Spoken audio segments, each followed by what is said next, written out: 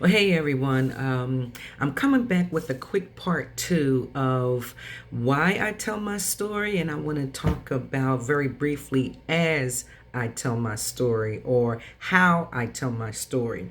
So I want to be very clear. I do not tell my story to throw shade on the people that happen to be a part of the story. So I mentioned before that the three things that I talk about are healthy relationships, mental health, mental wellness, and the importance of a father in his daughter's or son's life. And when I give the examples from my experience about my ex husband and about my father, it is in no way intended to throw shade at them.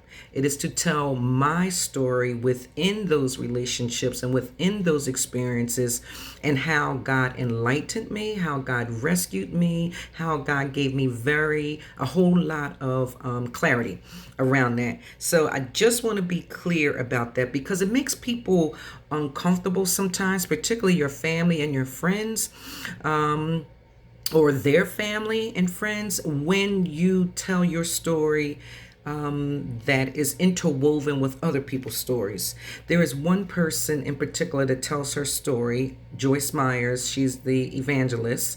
Been around a long time. She tells her story sometimes in some real detail about how her father sexually molested her.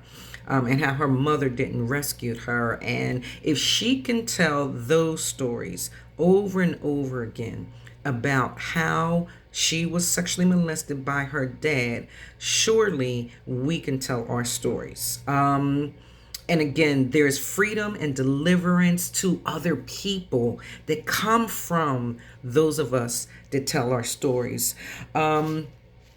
And then, if you look at the two people that were a big part of my story and my passion, those subject matters that I'm passionate about, it was my father and my ex husband.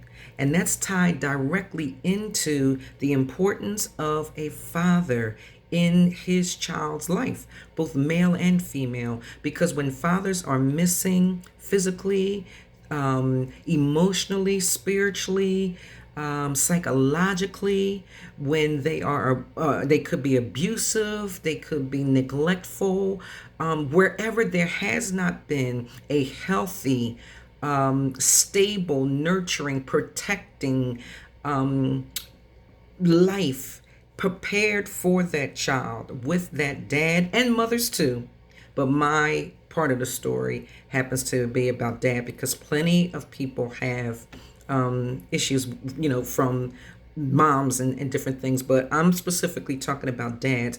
When that is missing and absent, then that child has missed a whole lot of things. Girls don't know what it looks like to have a man protect her and provide for her and keep her secure, when in fact that man who was supposed to do that very well may have been absent and or abusive. And the same thing with a male. If he has not had a father to teach him how to be a man, to teach him how to provide for his family, to teach him how to get a job and be stable in employment and look out for those around him instead of fighting those around him, then that boy grows up to be a man who really is immature in so many ways. So the point that I'm bringing with that is look at the connection. Look at the connection of the two significant experiences that I've had in the stories that I tell. And this is the last thing that I want to tell you as you tell your story. Everyone is not going to receive it, doesn't want to hear it, isn't going to be receptive to it. But then some will. Some will disregard it. Some will be annoyed by it. Some will be afraid of it because really what it does is it makes them look at themselves. But then there are some that you telling your story is going to give someone else hope, someone else inspiration, someone else freedom, someone else deliverance, someone else clarity when they have been in fog and confusion most likely a very long time. And how and why is that done? Because God sets you free. God wakes you up. God delivers you. God gives you clarity. And he said, as I shared in the other video, that he wants us to go and tell everyone. So I'm just going to give you the proof with that too. Again, we're talking about the man who Jesus set free from the demons, and what that looked like afterwards. So I'm only going to go back to a little bit where after Jesus cast out the demons from the man, this is what the crowd looked like and said. Luke chapter 8, verse 37. And everyone begged Jesus to go away. Okay, let me go back a little bit. Soon the crowd came to see for themselves what had happened, and they saw the man who had been demon possessed sitting quietly at Jesus' feet. Prior to that, he was out of control. He was having psychotic episodes. He was possessed by the demons. So the people had heard what had happened, and they came to see for themselves. So here we go again. Soon the crowd came to see for themselves what had happened, and saw that the man who had been demon possessed was now sitting quietly at Jesus's feet. He was clothed and he was sane! Explanation point. And the whole crowd was very frightened.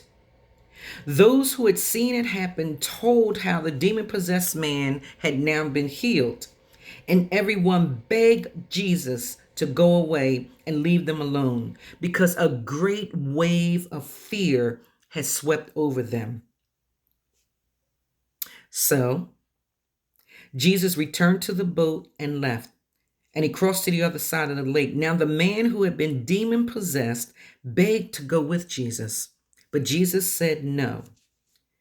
This is what I shared in the other video about why I tell my story. Jesus said to him, Go back to your family, and you tell them what a wonderful thing God has done for you." So the man went through all of the city, telling everyone about the mighty miracle that Jesus had performed. Now on the other side of the lake, the crowds received him with open arms, for they had been waiting for him. There we go. On the other side of the lake, the crowd on this side where the miracle happened, where they saw it, they begged Jesus to go because they were afraid. So Jesus left. Deuces, okay. And he went on the other side. And that crowd on the other side welcomed him with open arms because they have been waiting for them. People, someone is waiting for your story. Someone has been demon possessed, if you will, anxious, nervous, scared, afraid, needed clarity, need clarity to their confused spaces, things that they might not even see or understand, but you have an answer.